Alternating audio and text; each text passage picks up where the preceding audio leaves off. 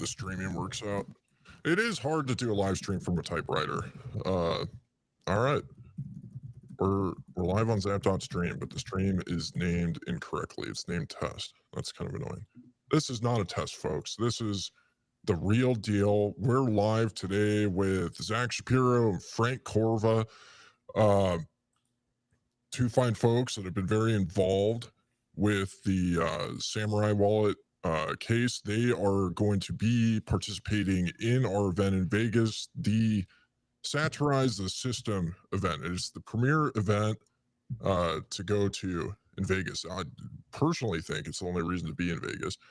But I'm excited to have you guys here talk about what's going on with the Samourai wallet case right now. Right now, the folks that we pay taxes to tell us where we can't smoke are really screwing with these guys, and they have some reasons why they're screwing with them, but they don't really seem like very legitimate reasons. So yeah, well, first of all, I just wanted, before we get into this, I want to congratulate Frank. Frank just got his credentials. Do you want to talk about that, Frank? This is a huge day. I am experiencing incredible FOMO right now. Yeah, I'm here in the train station, Union Station in DC. It's an exciting day. We all love credentials in this space. We know how important credentials are. I know how much you guys appreciate them. So it's exciting to announce. We value them. Yeah, we value them. That's right. But yeah, we have a Bitcoiner in the White House. So we have Bitcoin Magazine got its hard pass to the White House today. They've been helping us out with soft passes to certain events. But I'll be reporting from there more frequently now, speaking with members of the admin and cabinet in depth. It's comparable, similar to what I just did with Secretary Lutnick and Bo Hines, who has the longest title in the history of government titles, maybe titles anywhere. But yeah, exciting days. Here's to credentials. Are you excited to hang out with Caroline Levitt? She's pretty hot. She's a good-looking lady. Yes, I've seen her around the few times that I've been here. Excited to definitely maybe smoke cigarettes with her. We'll see. We'll see what happens. Is David Bailey going to allow her to go to the White House and call her retarded? Or let Shinobi go to the White House and call her retarded? Oh, didn't you guys just publish something about how Shinobi is sexist? He doesn't call women retarded. He only calls only if they're Republican. Okay, sorry. Yeah. Shinobi likes the lefties. He won't call the leftist women retarded. That's right. Yeah. I mean, Shinobi's long been all in on DEI, so that's not. He has. He was like a hipster. He was into DEI before they even called it DEI, I think. He was a first adopter, early mover. Got into DEI before he got into Bitcoin. Now he's bringing his DEI to the mempool. He's polluted it with DEI everywhere. Does the White House, are you allowed to smoke in the White House? Do they have a smoking section or like a smoke pit on the property that you can hang out with, talk Bitcoin podcasts with White House members and employees?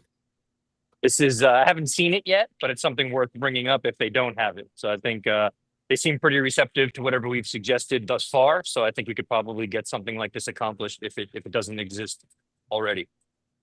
Yeah, I think a lot of people have been concerned about RFK being a LARP, and this kind of like his moment to prove himself in the Make America Healthy Again agenda.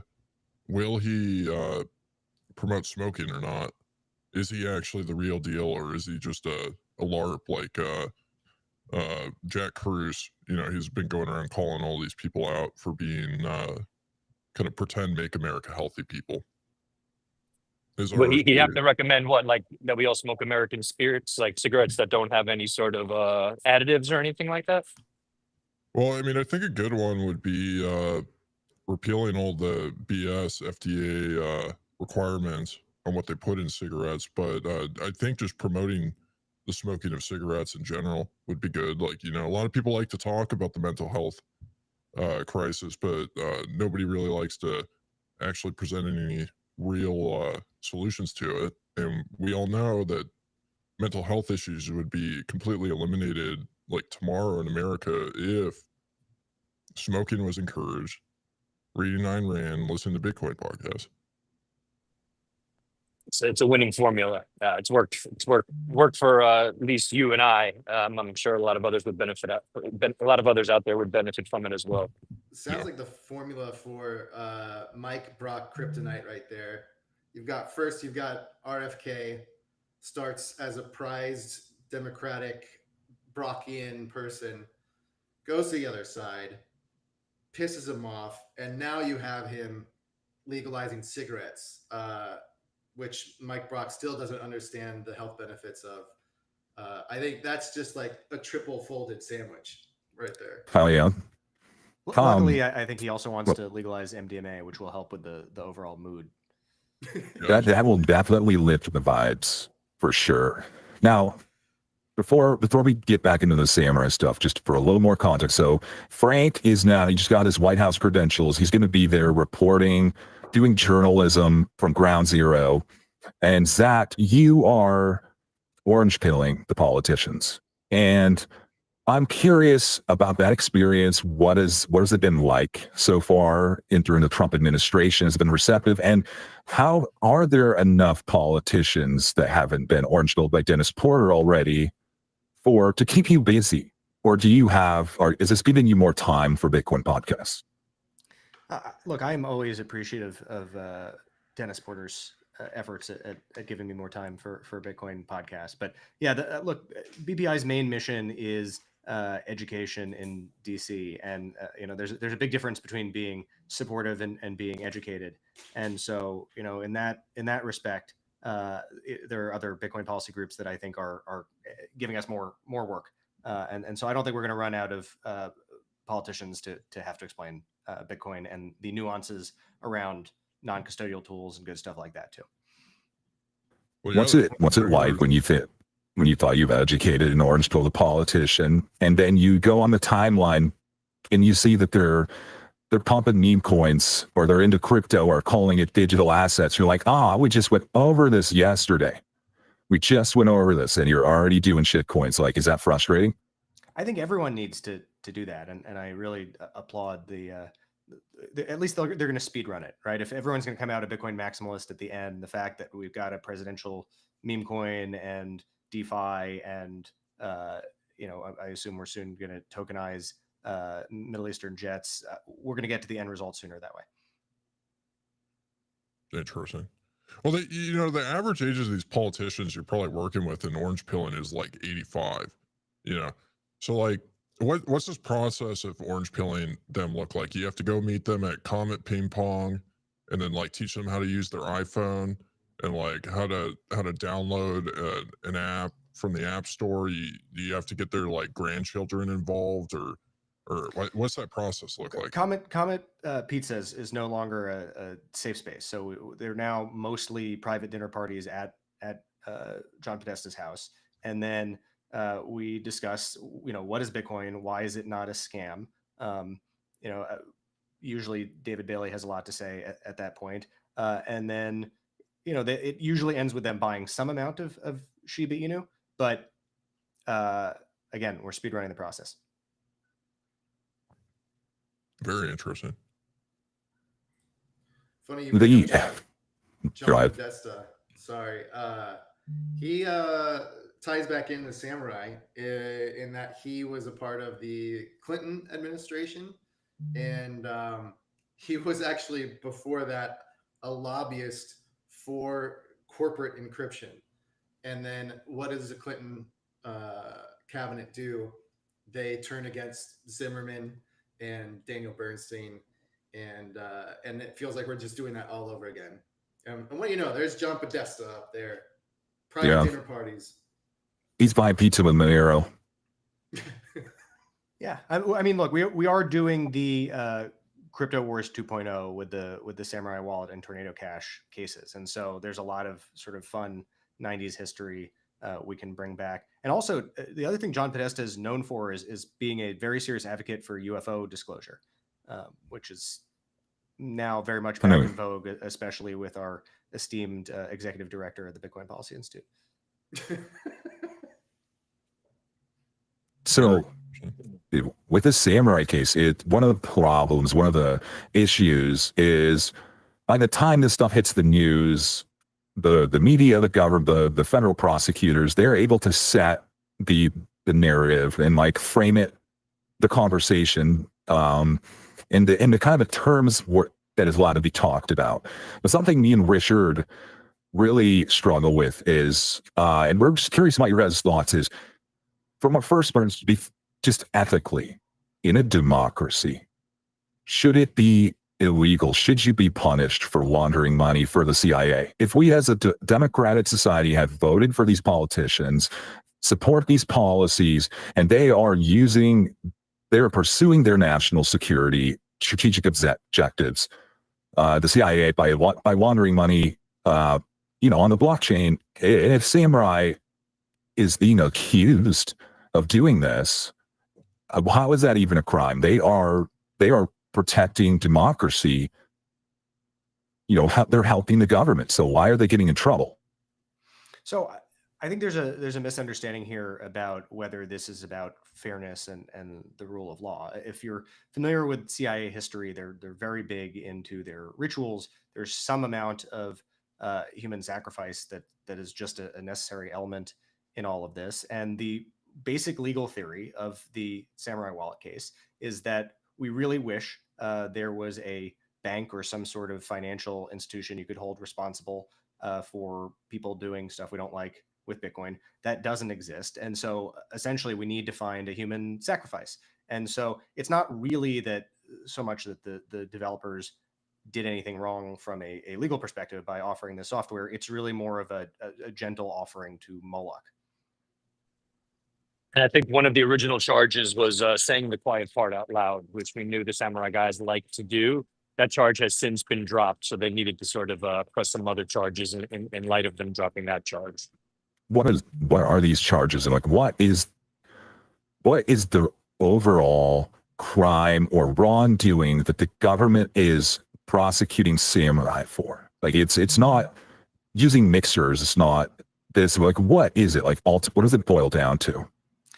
There are two crimes that are alleged here. The first is conspiracy to commit money laundering, which really is saying the quiet part out loud. That is what they're being charged with. Specifically, the charge is you said stuff that makes it sound like you're insufficiently upset about people using your tools for nefarious purposes. And the defendants here, according to the government, did say some things about knowing that the gray or black market might use these tools. Never mind the fact that the gray or black market may totally well refer to situations like human rights advocates in Russia who need to be able to accept Bitcoin privately, or women in Afghanistan who can't get access to bank accounts and so are violating local laws by using Bitcoin through private transactions using coin joins. And then the other crime is unlicensed operation of a money transmission or money service business. And here the license would have been with a part of the government called FinCEN, a part of the Treasury Department, which has now come out and said that they would not have thought that this is money transmission. So there is sort of a Kafkaesque quality of you didn't get a license with someone who wasn't going to give you a license, and that's the other reason you go to prison. But those are the two charges. Yeah. So, but oddly enough, I was going to add a little nuance to that. But oddly enough, it's the DOJ. The government has the right to say which FinCEN members are qualified to say these things and which don't. So in the most recent letter, you essentially had the government saying, well, these people at FinCEN weren't like the people we needed to be speaking with at FinCEN, which begs, which the people who would make the final decision on this at FinCEN, essentially, which is sort of ironic. It's like, well, why didn't you just call those people then? Why did you end up choosing these two people? And the other funny part there is like when you look at the titles for these two people, I forget them off the top of my head. Zach, you might know them, but they sounded like some pretty official titles, like the type of people you would call to get this sort of information. Yeah, it was a policy person and an enforcement person who's generally the people at FinCEN who would know this. But there's been like several rounds of gaslighting. First, this is what FinCEN meant, and then it doesn't matter what FinCEN meant, and then we were just having a conversation with two of our pals, and what they said doesn't really count. It looks like, based on what happened today in the Tornado Cash case, like the government is going to drop a specific sub part of one of the charges having to do specifically with FinCEN's characterization of coin joins, which is a meaningful step in the right direction. And so they're left with the other charge, which is the defendants knew that criminals would use the tool and they maintained a tool by which they transmitted funds. And it still runs into this problem of you're charging people with transmitting funds that they didn't transmit. But we're slowly moving away from any kind of argument that FinCEN would have considered this to be something that needed a license. Yeah, none of this stuff actually makes sense to anybody anyway. So like the crime doesn't even have to make sense. Like they don't have to actually have done what the government says they did, because none of this is real and nobody really understands it, especially not a judge or a jury, some 70-bunch-year-old, right? So they can just be like a bunch, it's kind of like a mechanic talking to, a customer, not mechanic, the one from Ocean who is apparently, using a bunch of jargon to fool people, by the ones at like the auto mechanic. So they've got that on their side, and it's very difficult to gauge how much something matters based on how much the government spends in US dollar terms, because that's just like so perverted now. Like you can't get any information from that buyer. You can tell by which credentials they throw at the case. Like who are the people, what credentials are they built upon here? Like they go to an Ivy League school, is it this department, this attorney? Yeah. If they're throwing certain types of credentials, you can tell they are serious about winning for some reason. Yeah, although you don't get you don't get to be an STY prosecutor unless you have those credentials. So this is the office that really, they decide that they are the smartest people in the room, and they famously take a very broad view of their jurisdiction. The problem is when it really gets to deep technical issues where for the first time in human history, we have electronic peer-to-peer transactions. And then it turns out having gone to Harvard Law School just isn't that helpful in figuring out how the Bank Secrecy Act applies. Speaking of, let's not say credentials, but maybe experience, Zach, one of the things that doesn't get talked about too much, was recently brought to my attention who this judge is, what other cases he has tried, what he's well known for. Am I mistaken? Have I heard wrong that this judge was actually the judge that tried the Epstein case? Am I wrong about this? Oh, interesting. I actually don't know that. I'm sure Whitney Webb said it on a podcast. Yeah. Had to have been that. I think it was actually Shinobi, to be honest, out of all people that did this research and let me know. But, Shinobi, he might have been in like a fit of rage calling people retarded and just maybe blurted that out as well. I'm not sure.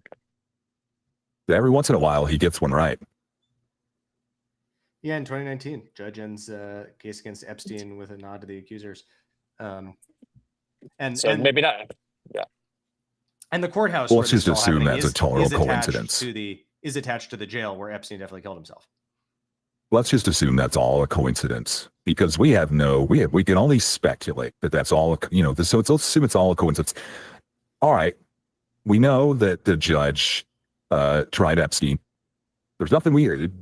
We know a lot of things. There's nothing we can do about it. But does that change the approach? Do you stop trying to use the moral high ground, or like this is what the Constitution said? Or do you start getting a little more creative with how you approach this? Because you're not going to win just because it's the technically like moral or legal thing to do. That's out the window. So does that change how you think about it? Well, I want to put that one back on you. So we have the Blanche memo as well. For those who are not familiar with this, we had the U.S. Deputy Attorney General put out a memo in April, so at the beginning of April, I forget the date, maybe April 10th or something, in which he stated that this administration is no longer going to go after, mixers and other things related to what we call freedom check here. So it's a little bit interesting. It's part of me thinks like, is it some sort of, and I don't think this is the case, but it's something that crossed my mind. Is it like, was it conveniently sort of put out after the fact where maybe legal precedent could be established in the Samourai case and the Tornado Cash case? And then At the same time, it sort of looks like the administration's being friendly to people building this sort of technology by putting out this memo. But the big question seems to be, and it has come up in the correspondence between the prosecution, the defense, and the court, or the letters that both sides have submitted.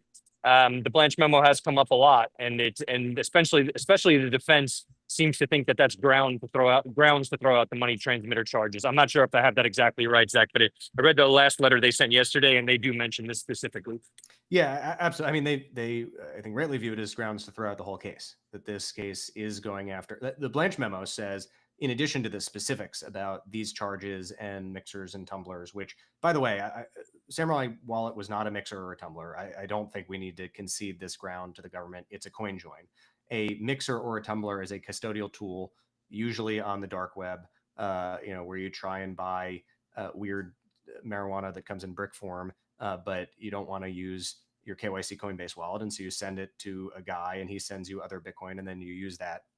That's not what a coin join is. A coin join is a bunch of people spending Bitcoin at the same time. And what the Samurai wallet devs created is a wallet that helps you find other people that want to participate in those collaborative transactions. So the Blanche memo talks about mixers and tumblers, but that's not what it was. But the Blanche memo specifically says we are not going to hold developers responsible for the acts of their users. And all of these charges, even beyond just the money transmission charges, are exactly about that. If you're saying that someone entered into a conspiracy to commit money laundering by offering a tool, and yes, maybe you did some unfortunate tweets in and around that tool, that is holding the developer responsible for the act of the user, any way you slice it. And so that, I think, is the main relevance of the Blanche memo. It looks like we at least got an answer in Tornado Cash that the government has decided that their prosecution is going to move forward. They've officially decided, notwithstanding the Blanche memo, and they just got rid of one of these minor slices here of the charges, and the rest of them are going forward to trial in July. But I think more like the spirit of the Blanche memo, not even the spirit and the letter of the Blanche memo is that there shouldn't be these types of cases. Zach, it feels like this is a trial already happening before the trial. It's this little back and forth of this should be thrown out. No, it shouldn't. How much is this actually, how much weight do you actually give these to actually force the judge to decide against throwing the case out or forcing them to drop it, as opposed to how much is this just like maybe it's quote unquote normal pre-trial, intimidation or something like that? So Jack, could I add just one thing there quickly, if you don't mind? Just something from being in the courtroom for the 4 or 5 different pretrial hearings that have existed thus far. The prosecution in each of the hearings has, well, not the last one, but in the first 3, was quite aggressive to the point where the judge actually had to say, like, okay, guys, enough, like essentially save it for the trial. Like you're getting ahead of yourselves by starting to make certain arguments. So just wanted to add that as context that thus far, the government has pushed pretty hard and the judge has sort of told them to calm down in person. Well, I actually think the judge has maybe more done that in the other direction. So it's not just wrangling or whatever. In the American legal system, judges decide issues of law and juries decide issues of fact. And the most important part of all of this is the issue of law and not fact. It's does the Bank Secrecy Act somehow apply to peer-to-peer transactions where there's not a financial institution in the middle of a transaction? If we don't have a bank or a money transmission business or whatever that we can regulate, are we just going to punish the people who wrote the software that allow individuals to move their money around? And that is not a factual question. It is a factual question whether these statements that the Tornado Cash devs made on Twitter amount to a criminal money laundering conspiracy, and hopefully a jury will laugh that out of the room. But the legal threshold questions are super important. And when Frank and I were last in the courtroom together, the defense counsel was trying to bring this to the judge's attention and say, hey, we're about to go through a bunch of really expensive discovery. There is this important threshold question of, does the Bank Secrecy Act apply here, regardless of whatever evidence the government does or does not have, regardless of all of the facts the government is saying? Let's say they're all true and a jury is going to find all those facts in favor of the government. Just as a legal matter, you can't bring these charges because of the way the Bank Secrecy Act works. And so before we spend all this time and money on discovery, let's figure this question out. And the judge was like, yeah, I don't want to deal with multiple motions here. So we're going to treat it all as one and save it for your omnibus, which means, mash together a motion later on. And then the judge basically just said that again with the revelation that the prosecutors came out with, that they talked to FinCEN. The defense counsel said, we need to have a hearing so that the prosecutors can, speak for why they didn't disclose this for a year and why they think it's appropriate to move forward with these charges, even once FinCEN said this wasn't money transmission. And again, the judge was like, yeah, let's save that for this same, big motion that the defense is going to do at some point. I don't want to have a separate hearing on that. Just a quick question on that note, Zach, you actually mentioned, I think one of the motions is coming up in about a week and a half. Would that be what the judge was referring to? Essentially, like if you guys want to talk about this, you could talk about it.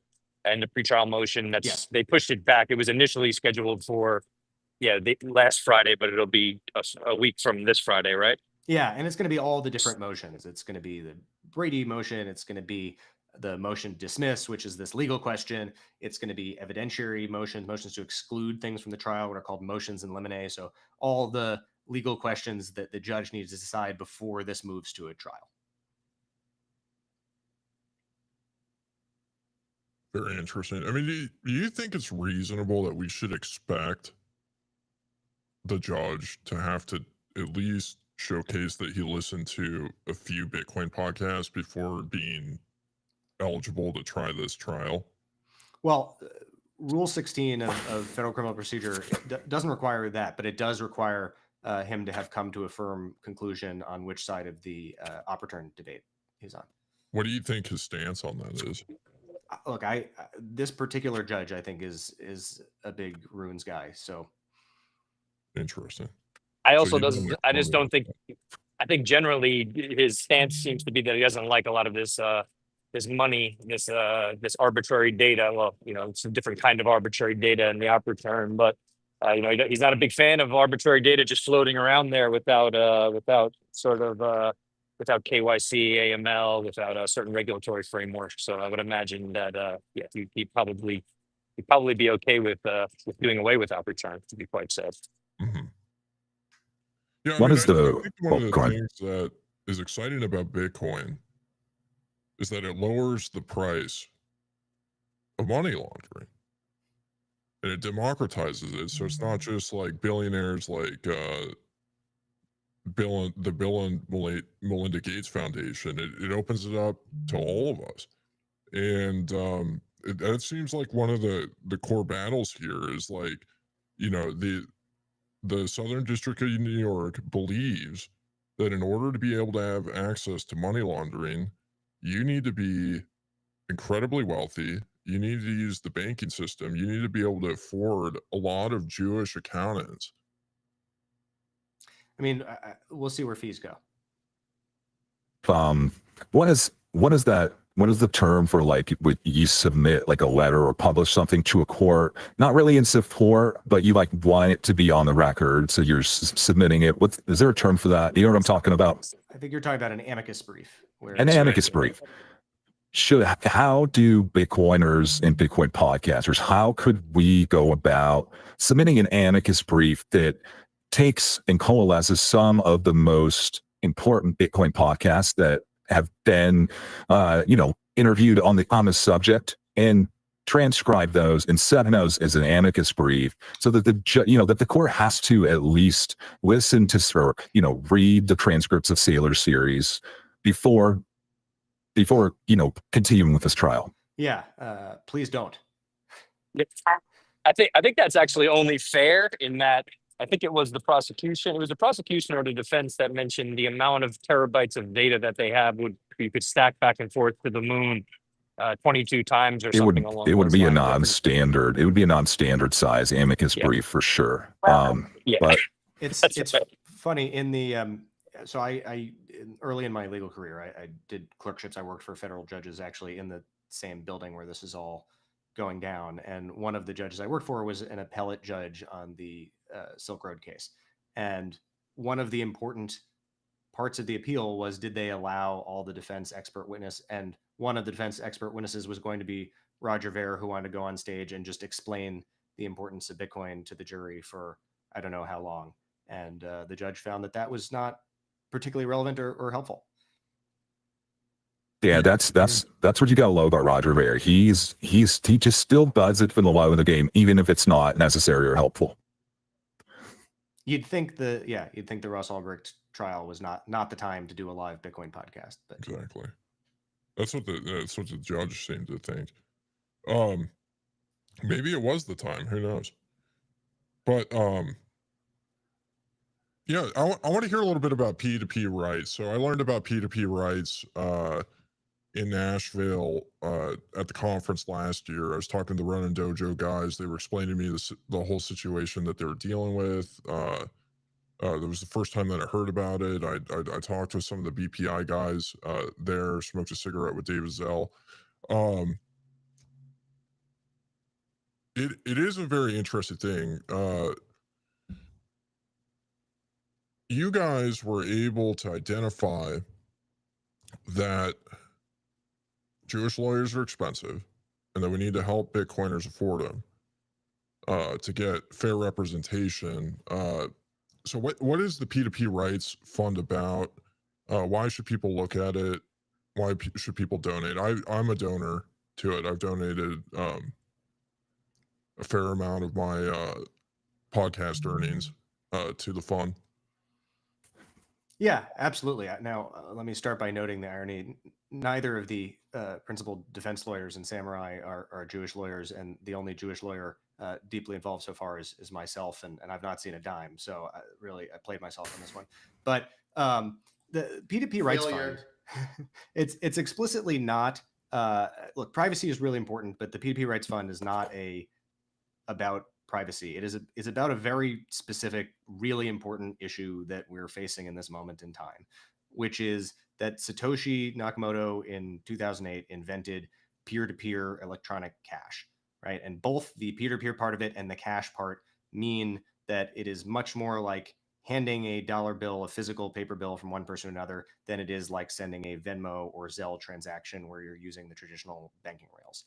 And that is the innovation here. And certainly that's the innovation of Bitcoin as peer-to-peer money. And that's a lot of what the crypto people are working on with other things, sending JPEGs and tokens in a peer-to-peer fashion.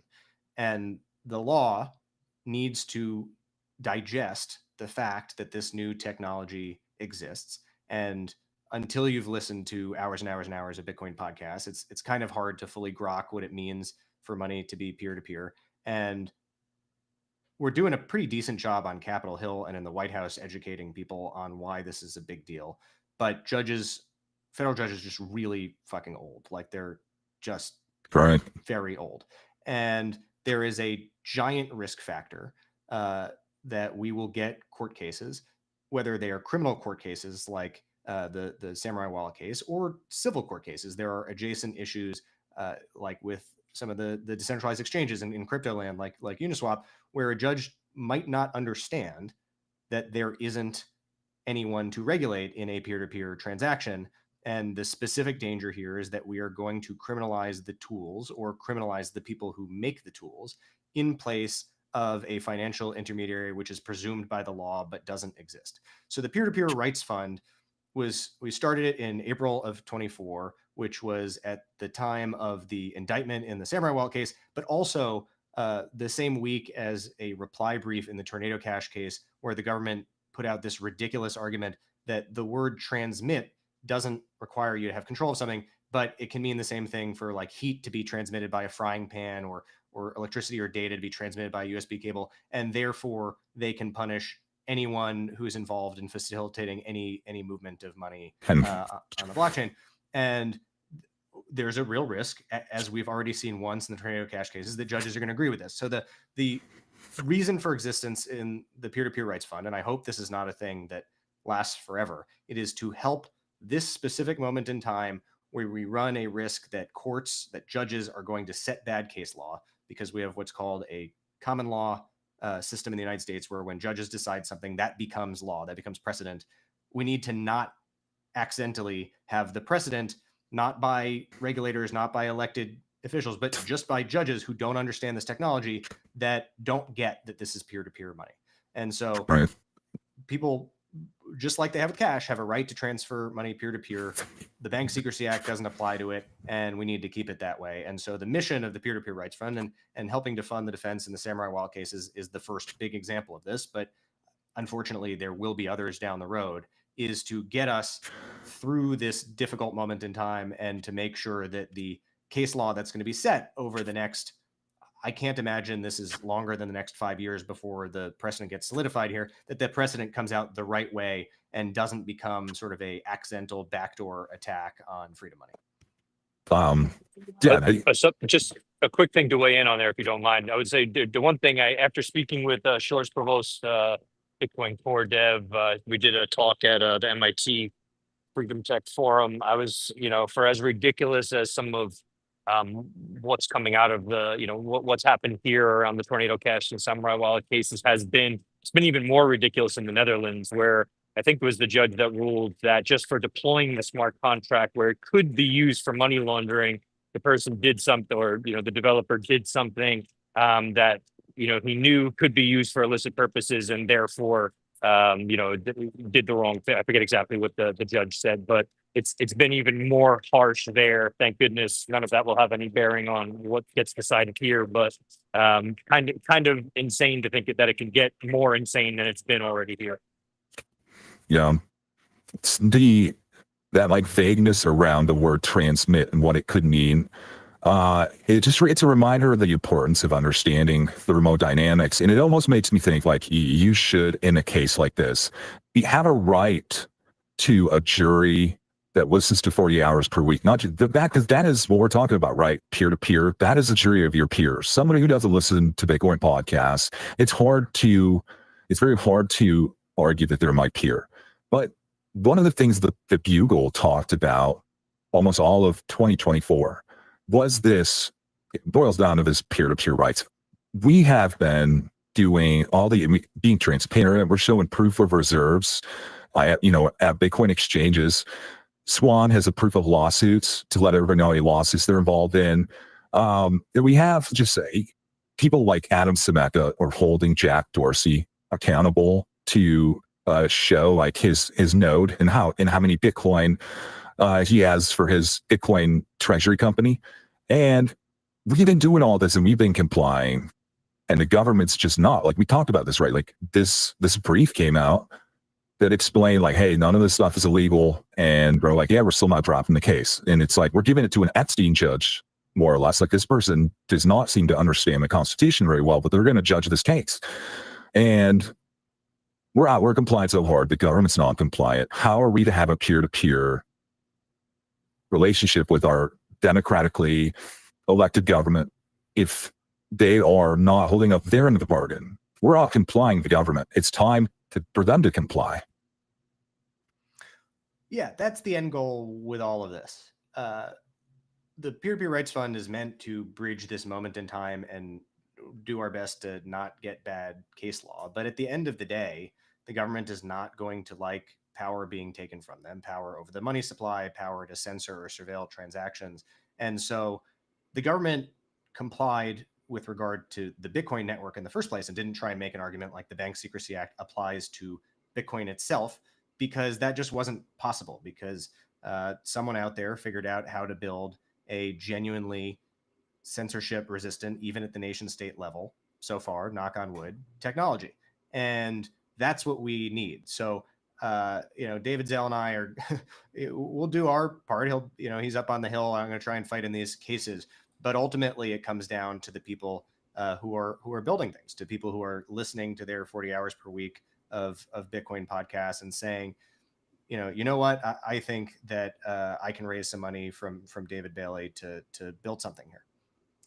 Question to you about this whole like loss of power that might be a motivation behind this case.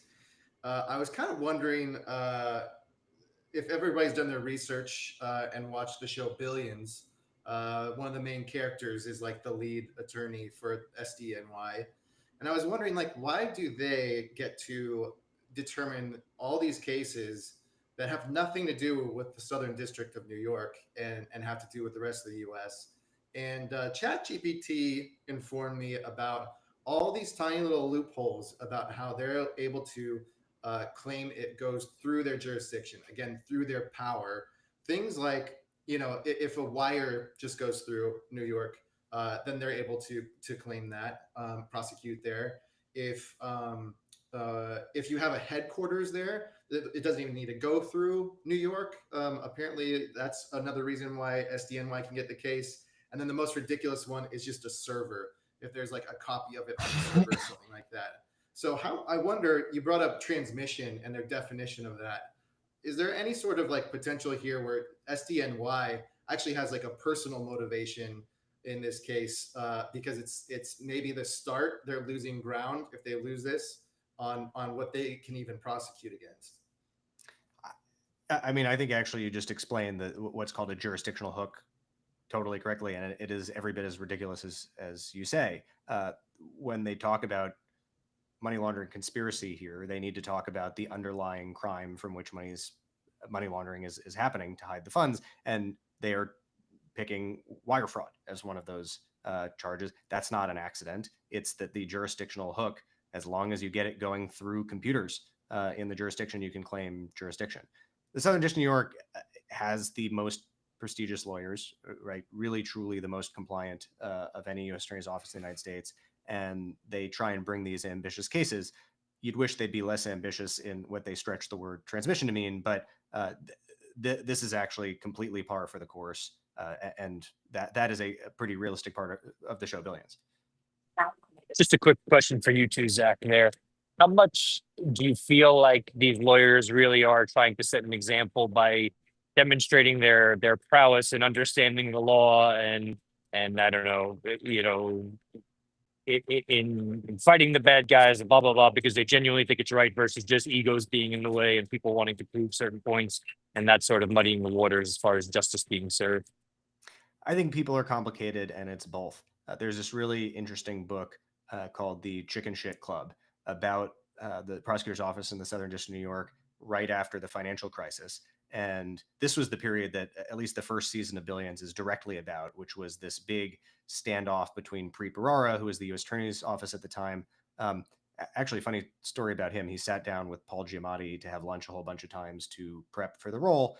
And his very conservative Indian immigrant family was so excited that he was going to be a character based on him at the show, and they all gathered for the premiere. And the first scene, if you've seen Billions, is like an S&M scene where Paul Giamatti gets peed on and a cigarette burned on his nipple or something like that. And Preet's parents were just livid and turned off the TV, and it was like a huge family scandal. But Preet Bharara went after hedge fund managers for money laundering. That was what he did. He didn't go after any of the big public company CEOs, any of the big banks, any of the systemic things that led to the financial crisis, which happened right before his tenure there. And the book makes the case, the Chicken Shit Club, that all the lawyers there, they're smart, they want to go after bad guys, but then they also want to go make a couple $1 million a year at a big law firm. And going after these big law firms' biggest clients is not a great way to get that job, and you can only push so hard. And so I think people go to the SDNY, they do it because they want trial experience. They do it because it's interesting. I think they do it because it's a sense of duty, but humans are humans. And ultimately people are swayed by what they're personally motivated by. That's why Bitcoin works. Yeah. I think there's two ways to approach this. Well, there's more than two ways, but there's two main ways to approach this. Either we support, or like you did, set up funds like p2prights.org, or we need to petition Fauci to create another virus to kill all these boomer judges.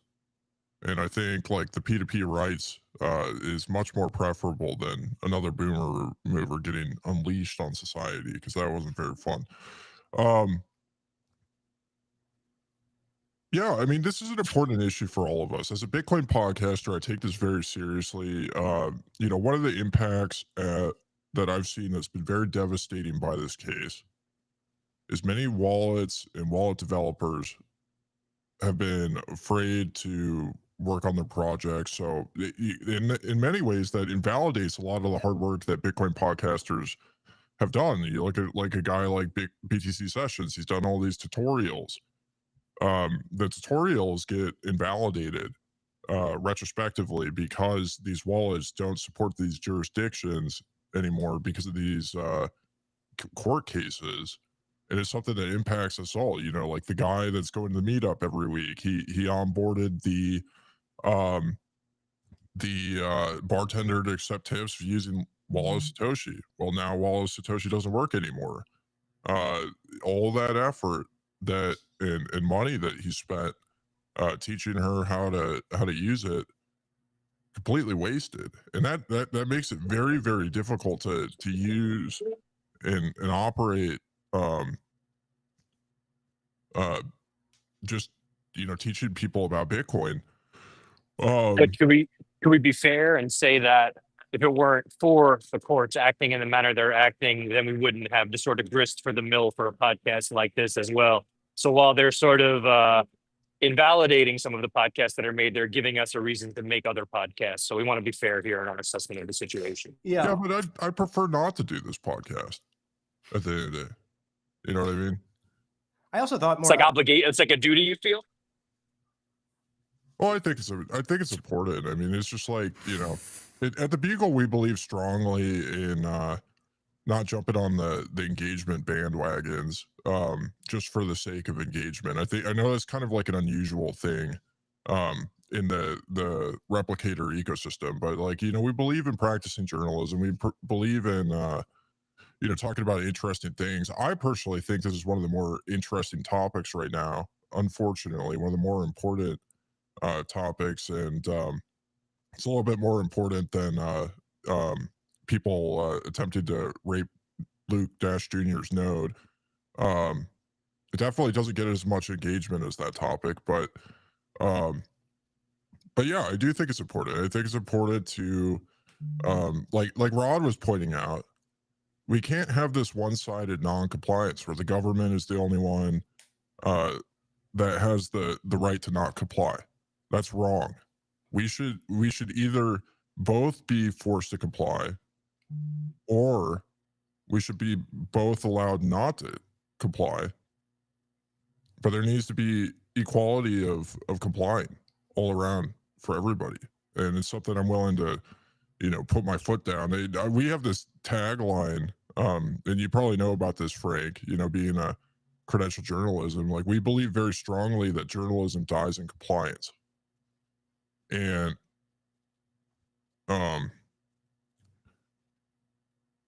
the very nature of Bitcoin at the end of the day, you know, is being not compliant. So I mean, I think it's really good to bring the attack and just you know, be on the offensive, because that's like one of the problems is these guys they're always on the offensive.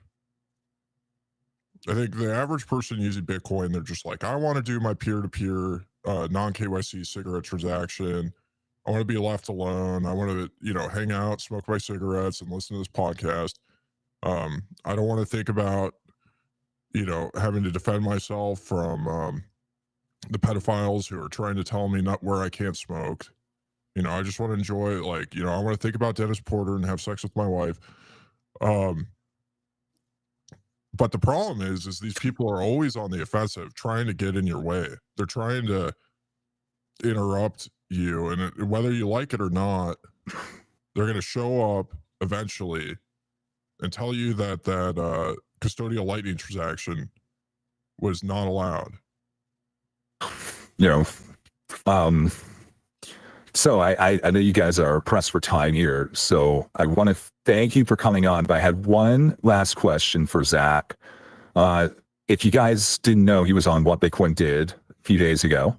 They got a really good episode, so check that out. But my question, Zack, the day that you get to go on What Bitcoin Did, you get to do the What Bitcoin Did interview. And like when that comes out, you can share that in your group chat, send it to your family. Like, what's that like? I'm thinking about that day in my future, I hope. What was it like for you? I think my family was very confused. No, I mean, look, Danny's terrific. I do feel bad. I briefly mixed up in the episode Danny and Peter, and so I was trying to explain the common law point we were talking about earlier. I was like, in the UK, this is the same system you have, forgetting that he was Australian, and so that was mortifying. But it is the highest possible credential in Bitcoin, and so it's been difficult to see where I go from there. But that's the worst part, right? It's like you dream about this day, and then you get there. It's like I'm still not fulfilled. What's the next podcast? Maybe, I don't know. What kind of podcast do you listen to outside of Bitcoin? I probably shouldn't say that out loud. It's fair enough. The political answer is I don't listen to podcasts outside of Bitcoin. No, I don't have time. Yeah, I didn't know there were podcasts outside of Bitcoin. Hell yeah, Frank. He gets it. Might as well not be. Well, as we let you guys go, I think I'm going to keep the stream rolling and talk a little bit about the event after you guys drop off. But before we transition to that, you guys have anything you want to promote or say?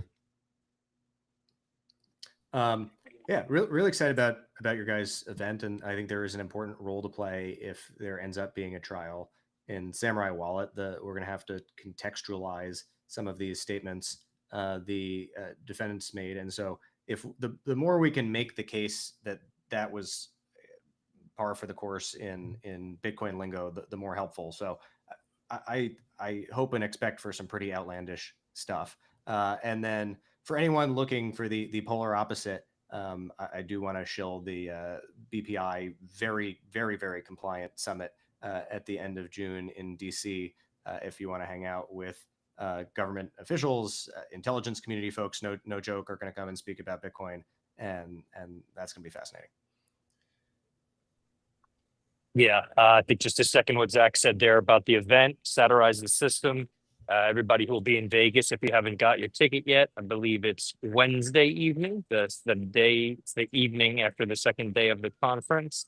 I will be the MC for the evening, for the earlier part of the evening, when we will have guests that are just trying to be compliant, the Caitlin Longs of the world, who are just trying to submit the proper paperwork to get just trying to get the right documents so that The she macro could run her. crowd.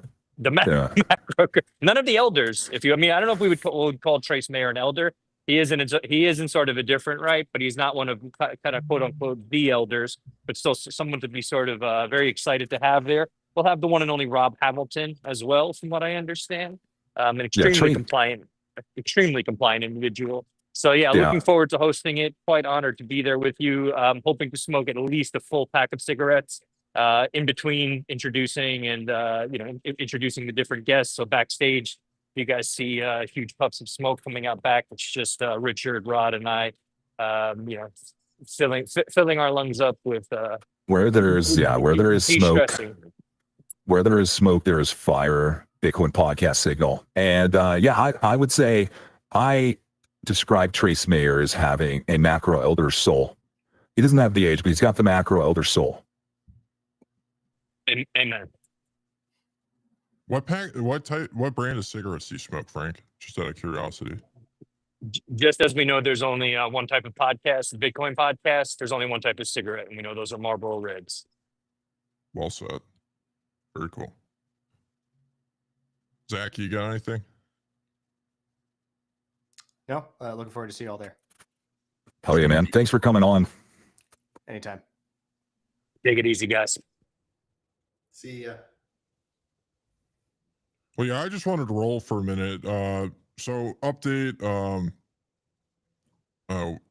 If you want to pay for the event in Bitcoin, just DM the 21 Media.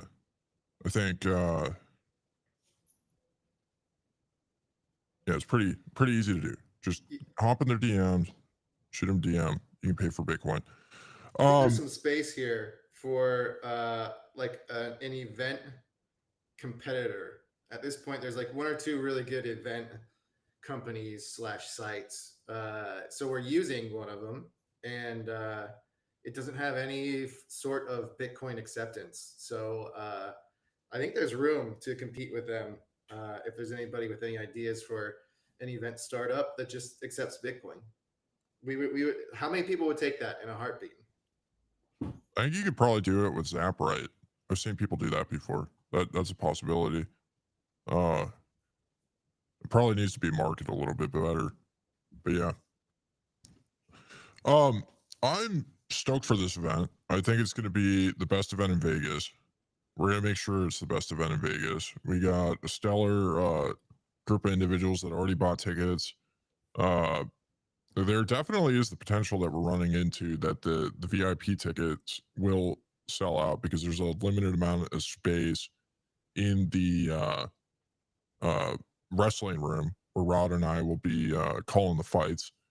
We have not hit that threshold yet, but we're approaching it little slowly but surely. And yeah, I mean, I'm stoked about the event. Yeah. Yeah.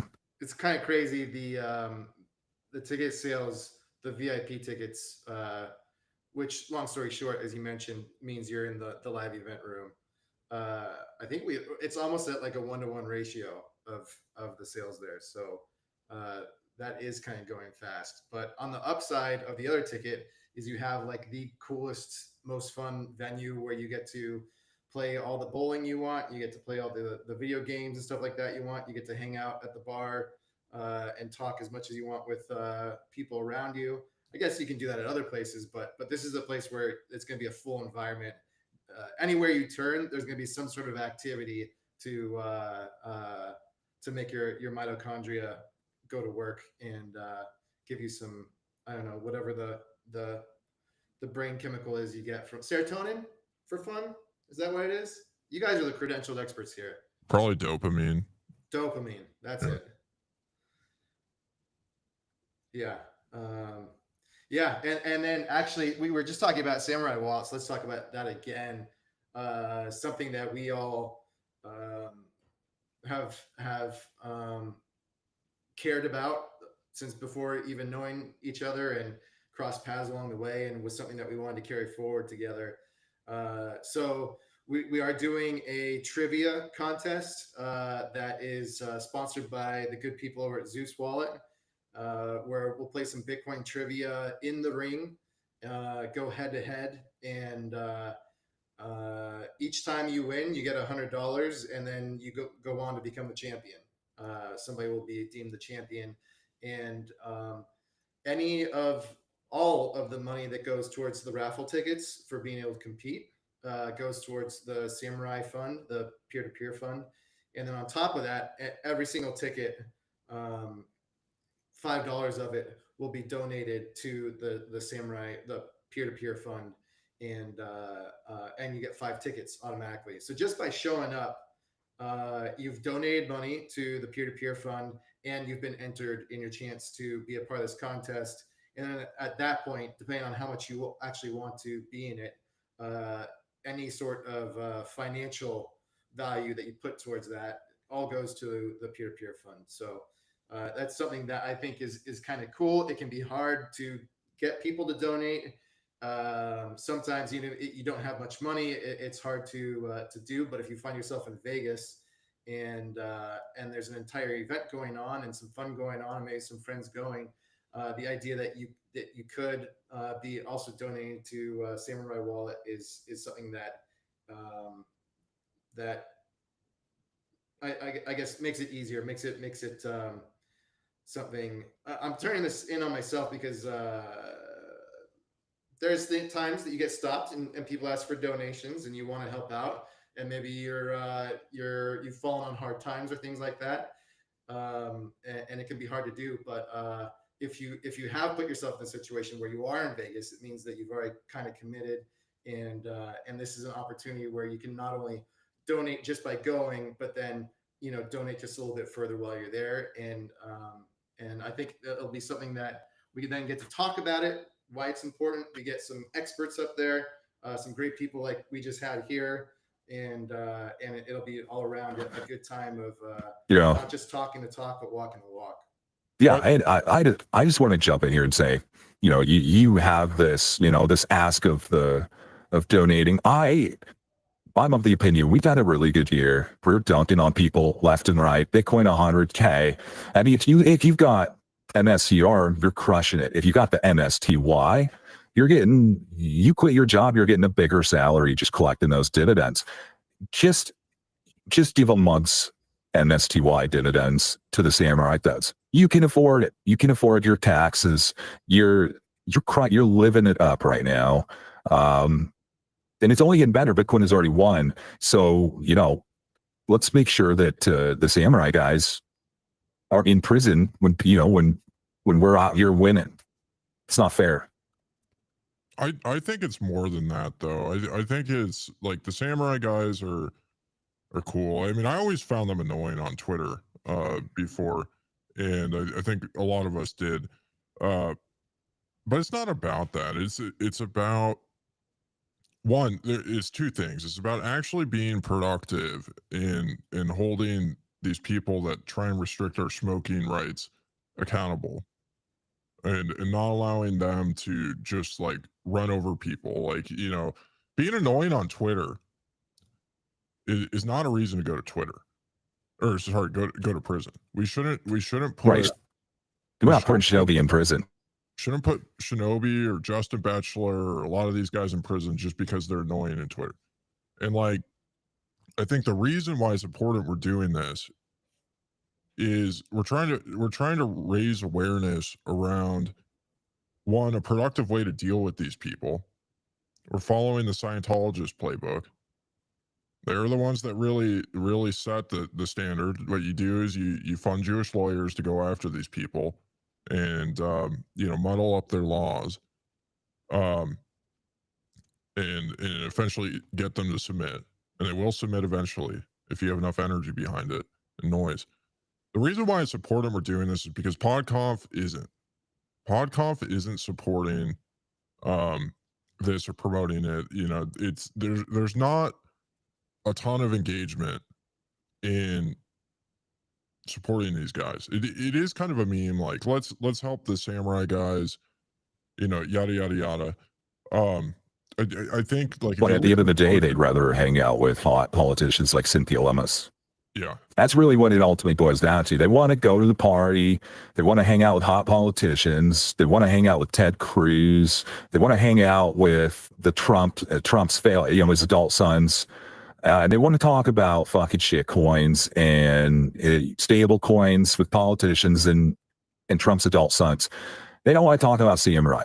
They are ashamed of Samurai because Samurai are some of the biggest orange cells on Twitter, and probably at meetups. Like, it's when you go to a conference and there's like a dude dressed like a freaking ninja and like you can't even see his eyes. Like he's so, it's like you are an influencer. Somebody's going to know who you are just because you're. Anyways, my point, that's an orange cell.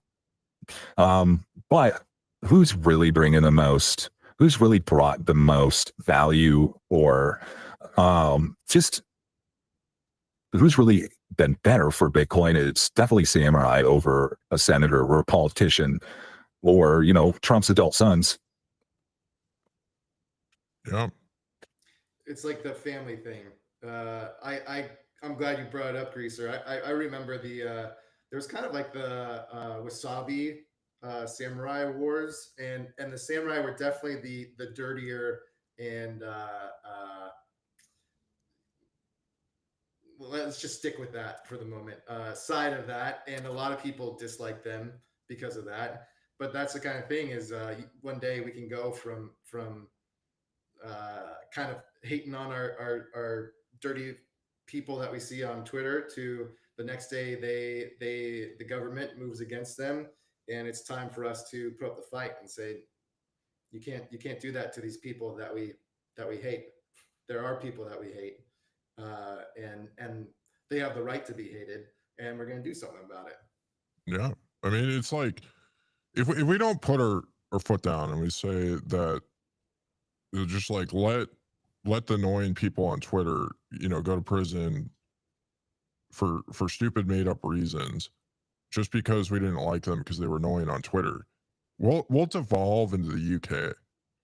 The next thing you know, people are getting put in jail for memes, and there really is a slippery slope with this stuff.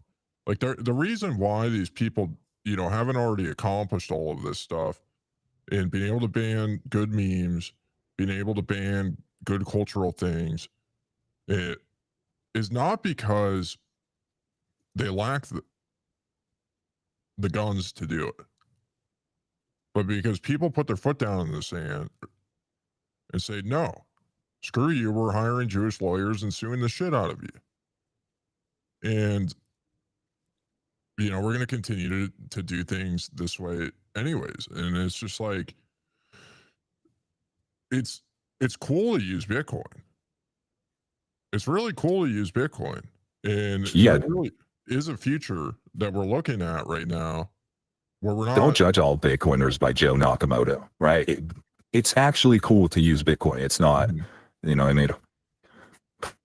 Yeah, like I'm not really satisfied with the only way of me being able to go and buy cigarettes being USDT in the future. That's not really what I'm rooting for personally. I want to use Bitcoin to buy my cigarettes. And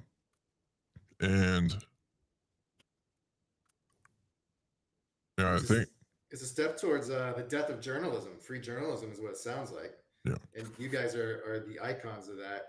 And I wanted to add to this because I think there's one more camp, that might just be skeptical of what we're doing here. And it's Samourai. They think Samourai are Fed. So it's, just because somebody's a Fed, if they're a Bitcoiner, we're still going to help them as long as they're being charged with, and something that's fundamental to us. Like, it's not that they're Feds, it's not that they're annoying. It's that we don't want the precedent to be set that, like, doing a basic, expressing a basic human fundamental right granted to you by God, the creator of the universe, whatever.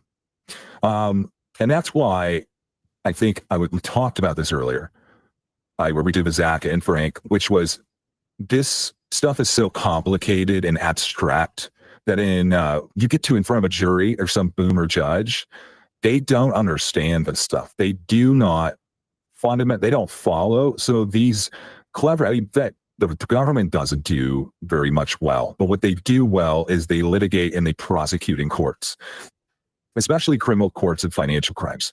So you've got very, very intelligent, very high IQ, high level operators.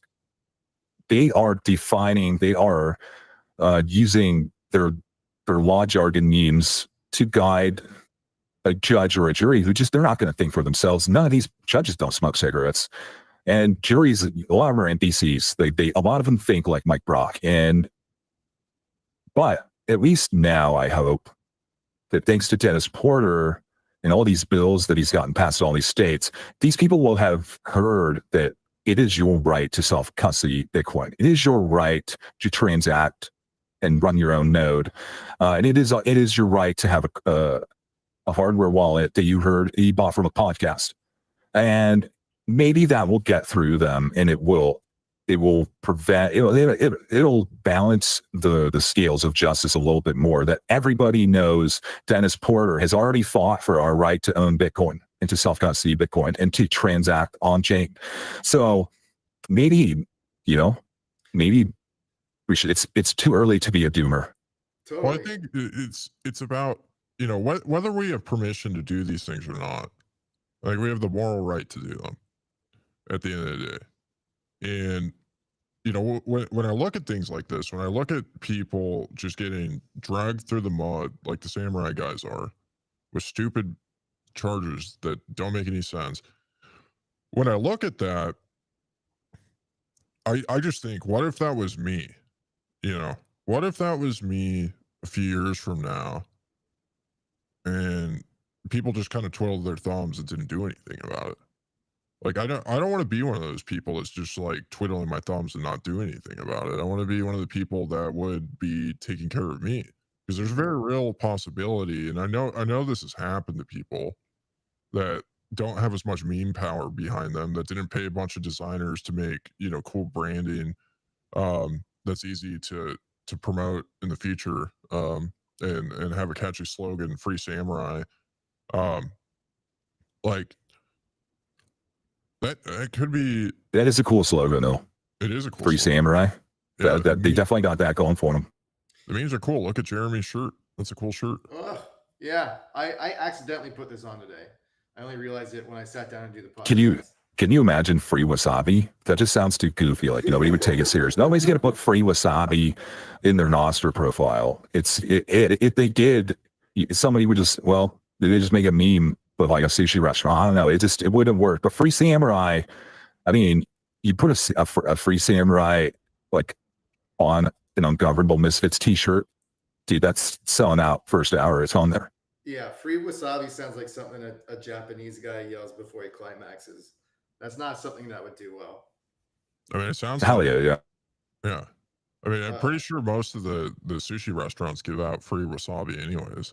Like people just think it's like some sort of marketing ploy to get people to eat more uncooked fish or something. Like it's instead of steak. I mean, the meme is good. So maybe that's something to think about. Is like, you know, maybe we should all be focusing on our brands and memes so that if and when we're put in jail, it's easier to raise money for our Jewish lawyer defense fund. Yeah, the cypherpunks, you know, they're heralded for being these tech gurus who kind of stood up for free rights. And in some interviews, they said that it was actually the memes were the most effective. They would get together there in Berkeley or wherever they were at and try and decide on what they should do. And it was the meme warfare that kind of won for them. And I wanted to bring up, you guys both kind of touched on like imagining yourself in these shoes and who's actually doing something about it. And we've kind of, the correlation has been made to the State versus Zimmerman 2.0. That's kind of like what the Samourai case is. And something that Zimmerman said was that once the media realized that was a case about free speech, that was a case about code is speech, for them, obviously, they need speech. You guys know, you know the media needs speech. And they got all over. He said once they realized that, he had interviews every single day. Every single news station got in on it. They all started pushing the free speech narrative out into the public. They won over the public like overnight. And this is, I think, a similar thing, but because Bitcoin is harder to understand, there's now that mental barrier. I think Zack did a really good job painting that picture that for like this judge coming down to him having to figure out what Bitcoin is. And then you have Mechanic out there stomping all over the idea that Bitcoin is speech. There's a lot going against this at this moment, and all we need is that tipping point where we can finally, you know, have people realize this is a matter of speech and freedom and expression. Thank God Mechanic has a funny talker accent, because I feel like he had like a really confident masculine American accent, and he was arguing this shit. People might take it more seriously, but when he comes out of this, it's like, we're not taking any more advice from the funny talkers. We're done with advice from the funny talker. I hope that saves us. Yeah, I do think, let's say the judge actually does decide to listen to a podcast, and right now you can't fall and miss a podcast with Mechanic in it. A good American judge, he's gonna hear that accent and immediately just throw out everything that he's saying. So it is crazy. Like the UK government is banning and making memes illegal, and Mechanic is trying to make them illegal on chain. And it's like, why do British people hate memes so much? Why do they hate free speech so much? Why do they hate free speech? Why is he helping the English? Like, I mean, we all know what the royal family is all about and what they like to do over there. And the government, they're even worse. And why is he trying to ban memes and free speech? Why is he trying to help them? Well, I think the case for the Bugle.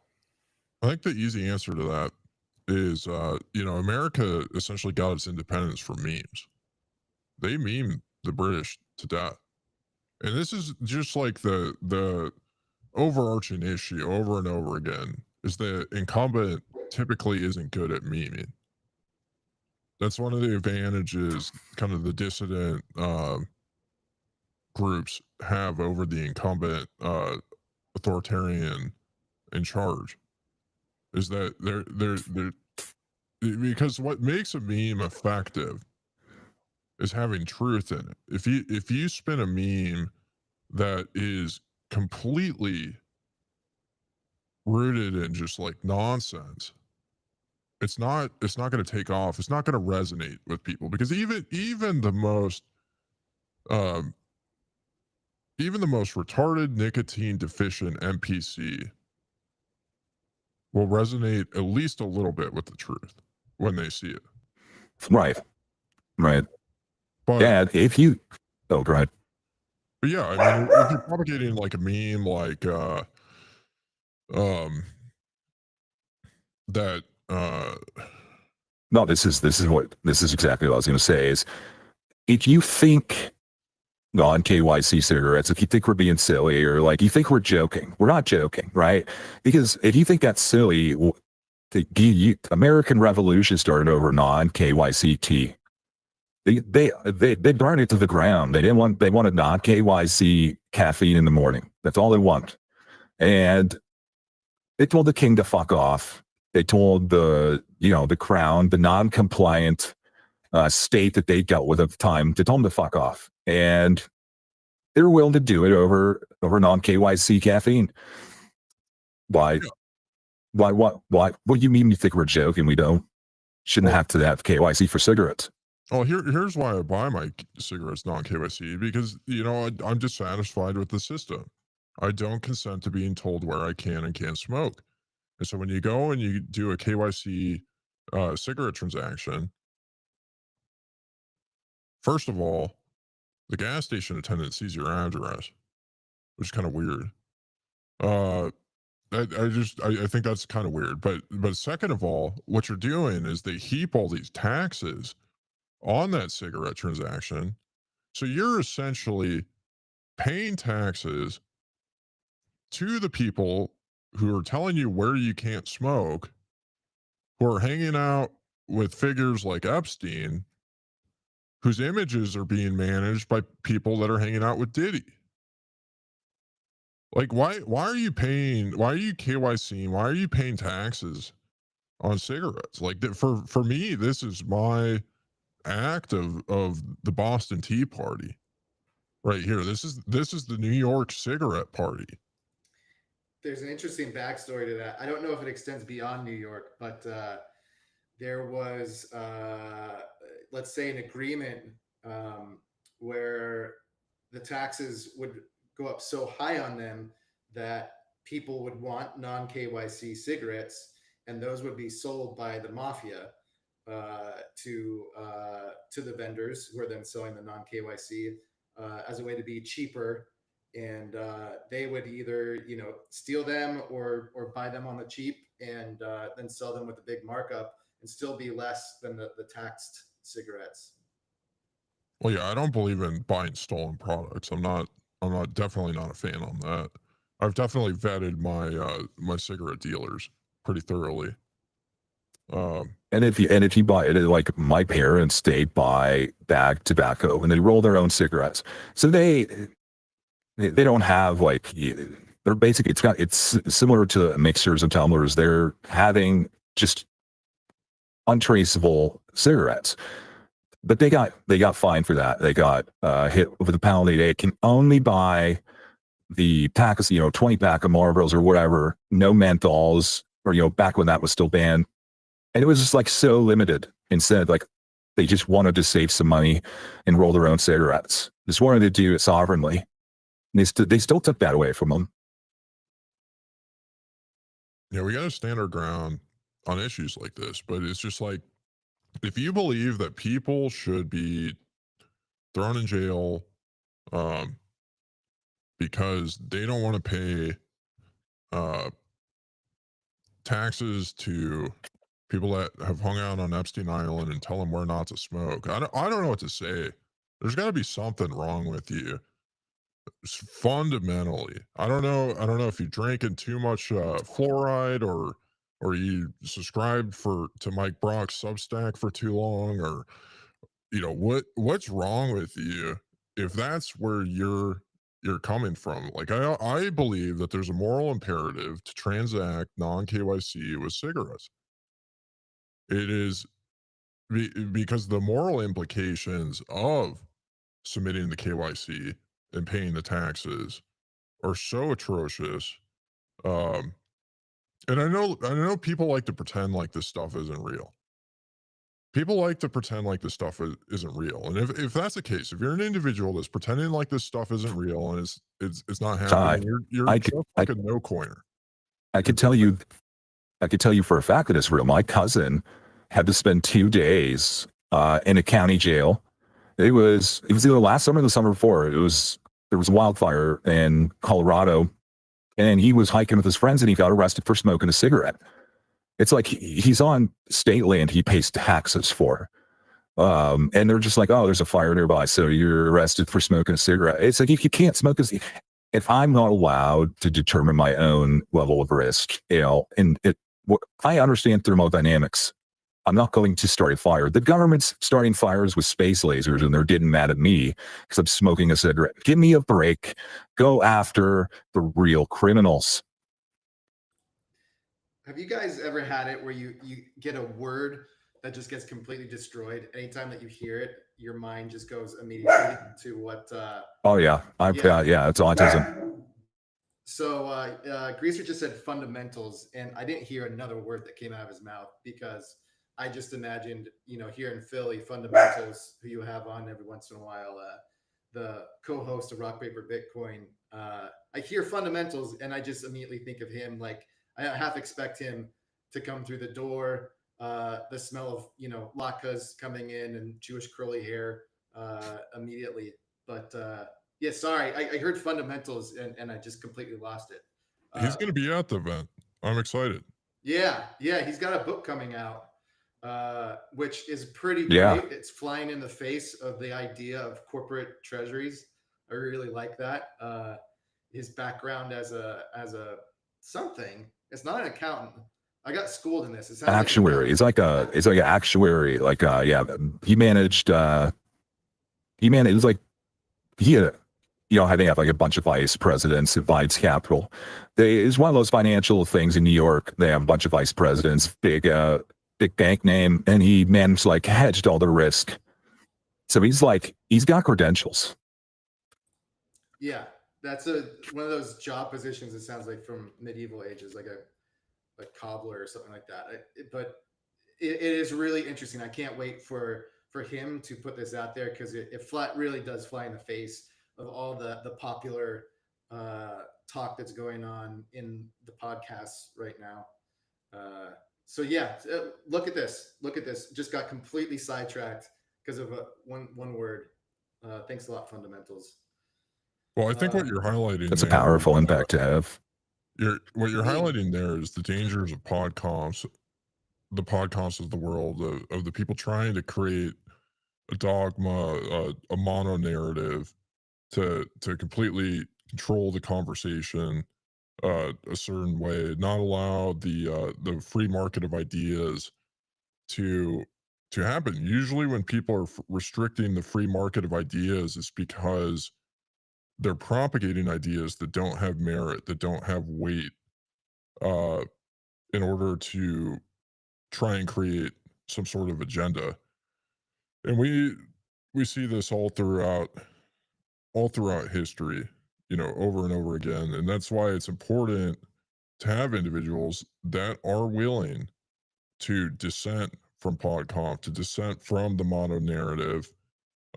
They try and tell us that being this way is bad for NGU. That having other ideas other than what's PodConf approved is bad for NGU. That's their the rationale here. But I think there's an argument that that in many ways is good for NGU. You look at, you know, Ross is going to be free. He's going to be speaking at the conference. That's pretty cool. I mean, how many people have you talked to that have gotten into Bitcoin in one way or another because of the Silk Road? You look at like the Michael Jordan of Bitcoin podcasting, Peter McCormick. He got in because of the Silk Road. The Pete Rose of podcasting. Well, yeah. Yeah. Peter's a gambler. You know. It's a good point, and he comes back around. These narratives get taken over. People with their value, these, you know, hedge fund guys that come in and they control the narrative of let's move Bitcoin in this direction, and it gets sidetracked, and before you know it, you know, we're getting Washington D.C. credentials. Sorry, Frank, but this is a chance for us to put the focus back on. If you're in Vegas, it can actually be pretty cool. I'm imagining the old school Vegas, but here's an opportunity for all of us to get together and take a closer look at this NGU versus freedom money divergence that's going on. And then comedy, this came up earlier too. At film school, I was glad to have taken this class on comedy script writing, just purely for the historical value. He highlighted how comedy had like one purpose back in the day, and that was to criticize. That was the best and most the best way to criticize whatever power was above you. And as you pointed out, you kind of have to get it. And if you're from, let's say, the lower class and you're being beaten on, and you understand this position, you have this perspective, it's possible to write comedy that speaks to you that actually goes over the heads of the very people that you're criticizing. And so that's something that we're embracing. That's something I'm really happy to be able to have the right people there, have you guys there, and then pull in the other people who hear on that level with us, the freedom money level. And whether it's a conversation that's going on the stage, whether it's you know, a midget throwing another midget out of the ring, and one of them happens to have the name of Michael Saylor while he's being thrown out of the ring, or whether it's a conversation that you're having, you know, in a different room, 100 feet away from that, just with some other people around you. It's an environment that I can't wait to be in and kick it with you guys. So one thing I wanted to talk real quick. So Rod, you were working on this. You got Alex Brammer. He's coming to the event. Yeah. We're gonna have the live, you know, announcing with the midget wrestling. Alex is gonna join us, and he's a Bitcoiner. He's like the pedicab guy, I think, for the videos. It's like on YouTube and maybe TikTok too. But he's also the guy that went to the Democratic National Convention. You got to see the guy first. He looks like he's a pretty fit guy. He doesn't look like a Democrat, really, like the type of male Democrat, and he's dressed like one.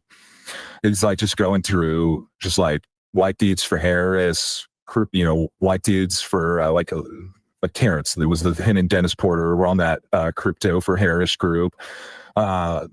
He was calling people out for not using pronouns. He was telling people his pronouns, and he was just like the most absurd satire of a liberal, and like nobody at the DNC realized he was trolling them.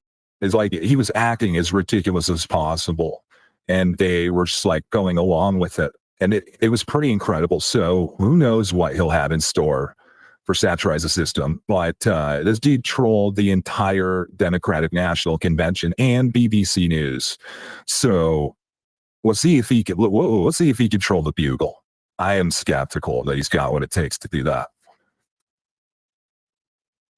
So he's gonna be co-announcing with us. It sounds like the plan. Yeah. So we're gonna try and each match is going to be a different point in Bitcoin history. or a different dynamic of personalities that have, you know, fought before. And we are going to try and rotate in some different people to join you on the announcing table, to maybe speak on it that might be relevant in some way, shape, or form. But certainly, it's also about the voice itself. And Alex is hilarious. It almost makes me think like you could have, and this is just an idea, but you know, considering how well he he was able to fool the DNC. It's like you can have the Bugle announcement stream, and then from the Bitcoin's history from the woke perspective. Everybody's it might be very important for some of these progressive Bitcoiners. They have a podcast to hear, you know, the pronouns of the anonymous or the NIMS back in, like, you know, 2011 on the message boards, Bitcoin talk forums, because it's like, you know, if you know that what was the Cobra Bitcoin, seems kind of like a datum to me. I don't know. It's people don't know that context. It could, I mean, if they did, it could totally shape the history of it. It'd be very interesting, and it would orange pill them. They would decide which Bitcoin core devs were in Gryffindor, which Bitcoin core devs were in Slytherin, and it's like, oh, well, that's you know, Luke is a whatever house you think Luke would be in for Harry Potter, and it's like, I think that's the stupidest thing ever. But that would orange pill my girlfriend, like learning about Luke and Peter Todd and their Harry Potter houses. So, you know, I think Luke's in Hufflepuff, but he thinks he's in Gryffindor. I didn't want to go there, but because I'm not credentialed on the Harry Potter stuff, so I didn't want to go that one. But that's like, what do you think Luke's astrology sign is? Imagine if he's a Hufflepuff and like a Gemini. I don't know what that would mean, but I know that it would be really important to my girlfriend. Do you know anybody that might be able to explain that? Yeah, she's going to be there. Erin's going to be there. Yeah, Erin's going to be there, and she's posting horoscopes on Bitcoin, 40 horoscopes a week, and she's hot. She does hang out with Casey Ordinals, so do with that what you will, but yeah.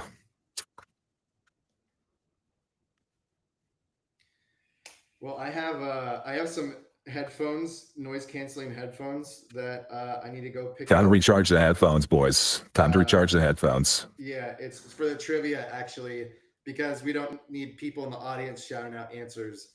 If you're on stage competing, you're going to be wearing these headphones so that we can block that out. So I'm going to put those up right now. So waiting for me. That's a great way to end it. Yeah. Start recharge your head. Don't be afraid to take time to recharge your headphones. Everybody's got to recharge your headphones. I do want to shout out before we end. I need to find her. Both girls selling art.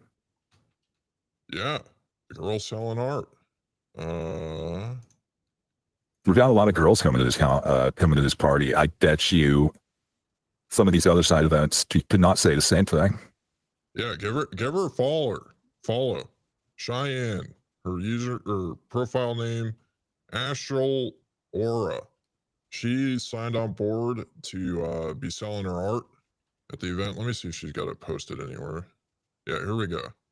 She's going to be doing these cool burnt out Bitcoin things. And maybe she should do a 40-hour per week one. Ooh, that'd be cool. Yeah, here's a video of her doing it. It's pretty cool. I don't know if I could do that for all the audio people. What do you? I always thought those things were used for lighting cigarettes. They're used for burning things in the wood. So yeah, she's selling cigarette art. Yeah. I mean, thermodynamic art. There's fire involved. But yeah, bar minders could be running around with some bar jerky, selling that. If you're really interested in selling something at the event, that is like something that you made, you put work and time and effort into, that would be cool. Not really interested in financial products or whatever, but Yeah. Anyways, I'm stoked for the event. You can go follow D21 Media on Twitter. Their pin post, the link to the event, Satarize the System, is pinned on their profile, D21 Media. Go check it out. If you want to hang out with us in Vegas, I'm going to be getting there about as early as I can. I think doors open at 7. I'm going to book it out right after the event. So if you want to hang out with me, show up on time. We'll get a chance to smoke cigarettes together. Trace Mayer, Caitlin Long, going to be there wearing cowboy hats. There's going to be an opportunity to go bowling. If you want to go bowling, I don't know if I'm going to have the opportunity to, because I'm going to probably be too busy talking to Bitcoin podcasters and Bitcoin podcast listeners. But we're going to have a really cool group of people. A lot of the attendees that have already bought their tickets are very, very interesting and cool people. I don't know if they want to necessarily publicize who all is going to the event, but it is definitely gonna be a good use to your time. And yeah, want to thank you everybody for tuning in to this stream. And if you want to donate to not just the Samurai defense, but if you want to donate to the defense of people using Bitcoin peer-to-peer, go check out p2prights.org. That's what Zack, Shapiro, and BPI guys are up to. It's a really cool project I've been a fan of for a long time. Catch you soon. This route avoids a slowdown.